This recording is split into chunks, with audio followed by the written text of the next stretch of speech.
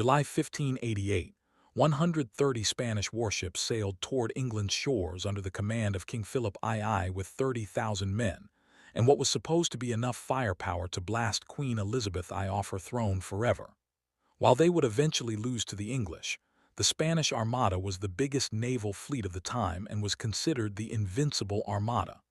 Now, sure, the English don't need saving, but just for the fun, let's change one thing. Lurking beneath the waves sits something that shouldn't exist for another 400 years. The USS Seawolf, a nuclear-powered attack submarine from the 90s, armed with enough torpedoes to sink a fleet and technology to make Renaissance warfare look like a food fight. So, what happens when the most advanced submarine ever built faces off against the pride of Spain's Golden Age Navy? Let's find out. The USS Seawolf is 353 ft of pure democracy that costs more to build than Spain's entire armada. Its teardrop hull slices through water at roughly 40 mph underwater, faster than most Spanish ships could go with a hurricane in their sails. The USS Seawolf is packing 50 weapons in its torpedo room, including Mark 48 torpedoes that can literally break a ship in half from 20 m away. Each torpedo carries 650 pounds of high explosive and travels at 55 knots, guided by onboard sonar and a silicon brain, two technologies the Spanish of 1588 could never comprehend. Also on board is a nuclear reactor that produces 200 megawatts of power, enough to run a small city and never needs refueling. While Spanish ships depend on good weather and have to resupply every few weeks, the Seawolf can stay submerged for months, limited only by how much beef jerky the crew packed. Its sonar arrays can hear a shrimp sneeze from 50 mi away. And remember, we're in 1588 when long-range detection meant a guy with decent eyesight up in the crow's nest. This is basically cheating. The sub knows where every Spanish ship is before they even know there's an England to invade. Wrapped in encotic tiles that absorb sound, the Seawolf is impossibly quiet. To the Spanish Armada, it's invisible. Across the ocean, Philip II has sent the Invincible Armada. 130 ships, including massive galleons like the 100-ton San Martín, bristling with bronze cannons.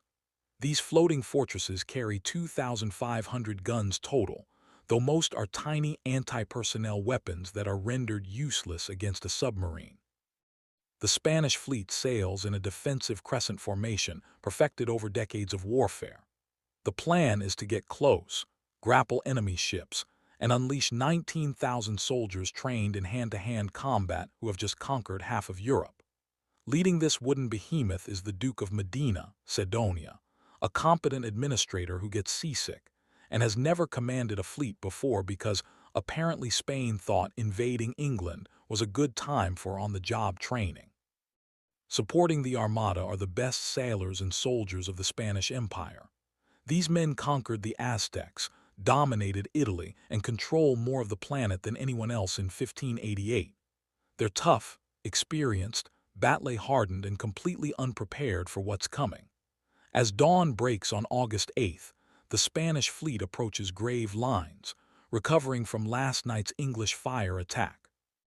They're scattered, missing anchors, but still confident considering they outnumber this new English fleet 130 to 1. Who can blame them? 40 miles away, the Seawolf sonar tracks over 100 wooden contacts as they crash through the waves, making more noise than a kindergarten class. The submarine ghosts toward them at 20 knots, silent as death. The torpedo room crew loads the first Mark 48 into Tube 1. At 600, the Seawolf launches its first torpedo, a 3,400 lb smart weapon that streaks through the water at 55 knots, while its onboard computer analyzes the acoustic signature of its target, the flagship San Martín. The Spanish have no idea death is racing toward them at highway speeds. Hell, they don't even know what highway speeds are. 3 minutes later, the torpedo detonates directly under San Martin's keel. The 100-ton galleon literally jumps out of the water, its spine shattered and crashes back down to the water in 2 pieces. The Duke of Medina Sidonia and 400 men vanish into the channel in seconds. Before nearby ships can process what happened, 3 more torpedoes are already on their way. The Seawolf's crew works with practiced efficiency, and they have 8 shots before needing to reload.